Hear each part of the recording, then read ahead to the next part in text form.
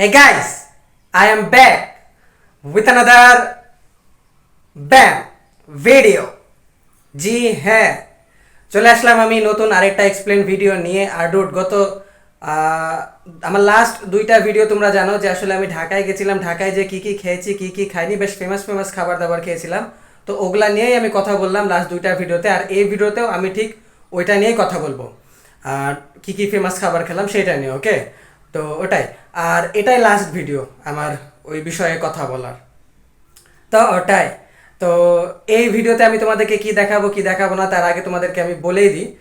আমি তোমাদেরকে দেখাবো পুরান ঢাকার লালবাগের আশেপাশে অনেক বেশি ফেমাস একটা হালিম পাওয়া যায়, যেটা খাওয়ার জন্য মানুষ একদম ফুল ক্রেজি, ওকে?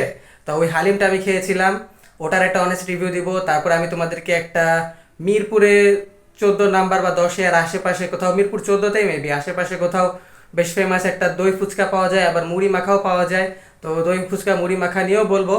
আর শেষের দিকে আমি তোমাদেরকে ওই পুরান ঢাকারই লালবাগের আশেপাশে আরেক জায়গাতে, একেবারে স্ট্রিট টাইপের জায়গাতে কাবাব পাওয়া যায়, ওকে? ওইটা হচ্ছে আমার পার্সোনাল ফেভারিট। তো ওইটাকে আমি এই জন্য আর কি লিস্টে রেখেছি যে শেষের দিকে আমি তোমাদেরকে একটু আমার পার্সোনাল ফেভারিট নিয়েও জানিয়ে দিব এবং ভিডিও দেখাই দিব, ওকে? তো ওটাই। তো এখন যাই হোক, চলো ভিডিও যেহেতু শুরু করে দিয়েছি, আস্তে আস্তে আমরা সব কিছু এক্সপ্লেন করতে থাকি। তো সবার প্রথমে তোমরা যে দেখো পুরান ঢাকা লালবাগের আশেপাশে যে ফেমাস হালিম পাওয়া যায় সেই।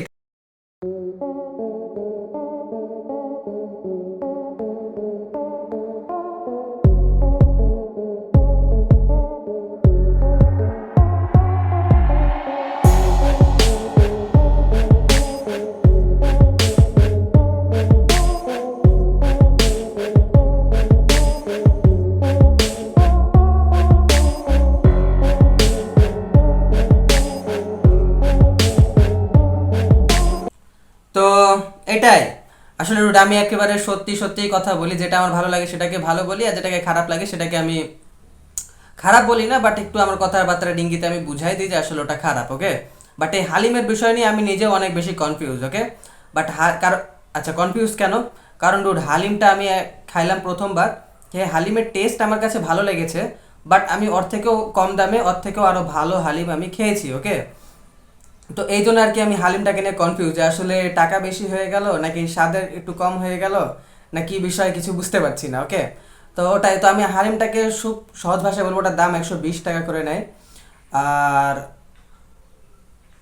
টেস্টের দিকে যদি আমি বলি তাহলে 120 টাকা অনুযায়ী 7.5, আর এভারেজ টেস্ট, ওকে? যাই হোক, হালিমটা নিয়ে আমি আর কি বেশি কথা বলতে যাচ্ছি না, বাট ওখানকার মানুষ রোড হালিমটার পিছনে একদম ফুল ক্রেজি, ওকে? অনেক ভিড় হয়, অনেক মানুষ খায়। তো ওটাই। তো এখন যাই হোক, তোমাদেরকে আমি হালিম নিয়ে কথা বলেই ফেললাম, এখন আমি তোমাদেরকে আগে দেখাই দিই দই ফুচকা আর মুড়ি, ওকে?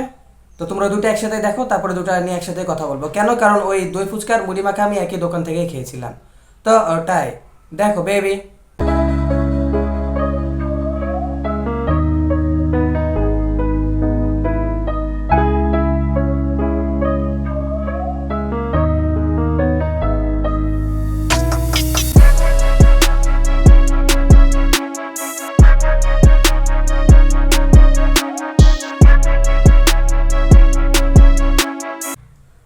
আসলে আমি যদি প্রথমে তোমাদেরকে দই ফুচকা নিয়ে বলি, কারণ আমি দই ফুচকাটাই আগে খেয়েছিলাম, তো দই ফুচকাটা ছিল ডোট ভালো, ওকে?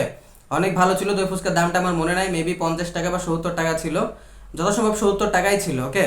তো 70 টাকা অনুযায়ী দই ফুচকাটা বেশ ভালোই ছিল, বাট দইটা কেন জানি আমার কাছে একটু নষ্ট নষ্ট, একটু হালকা একটু টক টক মনে হচ্ছিল। বাট তারপরে ওই টকটার কারণে আর কি দই ফুচকার টেস্টটা আর একটু মানে ইউনিক টাইপের লাগছিল, ওকে? তো আমি খাওয়ার পর আমি বললাম কি যে দইটা কি নষ্ট নাকি, তো ওনারা বললো যে না, দইটা একটু টক টাইপেরই আর কি। তো ওটাই, হোয়াট এভার, যাই হোক, দই ফুচকাটা আর কি ছিল ভালো। ওটার দাম অনুযায়ী, টেস্ট অনুযায়ী, মান অনুযায়ী, সব কিছু অনুযায়ী ওই দই ফুচকাটাকে আসলে দেওয়া যেতেই পারে 10-এ 8, ওকে? তো ওটাই, বাট যেটাকে 10-এ 8 দেওয়া যাবে না সেটা হচ্ছে রুট সেই মুড়ি মাখানোটা। কারণ মুড়ি মাখানোটার দাম ছিল 30 টাকা, ওকে ফাইন, 30 টাকা দাম ছিল। আর মুড়ি মাখানোর মধ্যে না দুধ তেমন কোনো টেস্ট ছিল না, জাস্ট মনে হচ্ছিল কি যে কোনো একটা আচারের তেল দিয়ে একটা শুকনা মুড়িকে কোনো একটা আচারের তেল দিয়ে মাখায় সার্ভ করে দেওয়া হয়েছে। তো ওটাই, ওর মধ্যে যদি হালকা একটু ওই বুট টাইপের থাকতো তাহলে আর কি ভালো লাগতো, তাহলে ওটা আর কি মজা হতো। তো ওটাই, দই মানে মুড়ি মাখানোটা আর কি একেবারে শো ছিল, ওকে? তো ওটাই, তো মুড়ি মাখানোটাকে দেওয়া যেতে পারে 10-এ 7 বা 6.5, টেস্ট অনুযায়ী আমি 7 দিলাম। তো ওটাই। আর যাই হোক, এখন ভিডিও শেষ করে দিব, বাট শেষ করার আগে আমি তোমাদেরকে দেখাই দিই যে আসলে আমার স্ট্রিট ফুড আমি অনেক খেয়েছি, অনেক। তোমরা আমার এখানেও হাজার হাজার ভিডিও পাবা চ্যানেলে, বাট ভিডিও তো বানাইছি কয়েকটা, খেয়েছি তো আরও অনেক বেশি। ওকে, তো ডুড, সব স্ট্রিট ফুডের মধ্যে আমার কাছে যেটা বেস্ট মনে হয় সেই ফুডটা তোমরা একবার দেখো।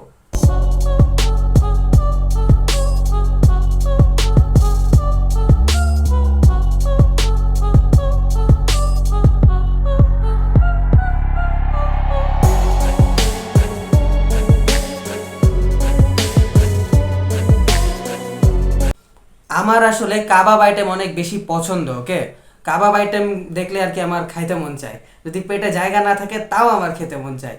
তো ওখানে তো তোমরা দেখলাই আর কি, 3 রকমের কাবাব ছিল, 1 রকমের চাটনি ছিল, লুচি ছিল। এই সব টোটাল প্লেটের দাম ছিল মাত্র 90 টাকা। ওকে, জি হ্যাঁ। আর ডুড, প্রত্যেকটার টেস্ট অনেক ভালো, আর খাওয়ার পরে বোঝাই যাচ্ছে যে আসলে ওটা তাজা একদম, বাসির কোনো সিস্টেম নাই। আবার মনে হচ্ছিল যে আর কি ফ্রেশ। ওকে, মানে আমি জিজ্ঞাসা করলাম যে আসলে সব কিছু একদম হালাল, তো তো ওনারা বললো যে হ্যাঁ হালাল। আর খেয়েও আর কি সেরকম কিছু ফিল হয় না যে হারাম বা হালাল না। ওকে, তো ওটাই। তো যাই হোক, এটা আর কি আমার অনেক বেশি ফেভারিট। কেন? কারণ অল্প টাকায় অনেক কিছু পাওয়া যাচ্ছে, যারা স্টুডেন্ট তাদের জন্য তো এটা ফুল প্যাকেজ হতে পারে, বাট বেশি খেলে আর কি পেট খারাপ করবে। তো ওটাই ডুড, তো এটাকে আমি 10-এ 9 দিব। 10-এ 10 দিয়ে দিতাম যদি তাদের পরিবেশটা আরেকটু ভালো হতো, আরেকটু ক্লিন হতো, আর আরেকটু মানে একদম রাস্তার ধারে, তো দেখা যাচ্ছে একটু রাস্তার সাইডে হলেও আরো ভালো হতো। ওকে, তো ওটাই বেবি। তো এটাই ছিল আমার আজকের ভিডিও। আজকের ভিডিওটা করতে যে আমার অবস্থা খারাপ হয়ে গেল, কারণ আজকে পড়েছে অনেক বেশি গরম, আর তার উপরে আমি আবার পরে আছে একটা কালো শার্ট। ওকে, তো ওটাই। তো যাই হোক, আজকের ভিডিও আমি এখানে শেষ করে দিলাম। ভিডিওটা ভালো লেগে থাকলে তোমরা অবশ্যই আমাকে জড়িয়ে ধরো, আর এটাই, বাই।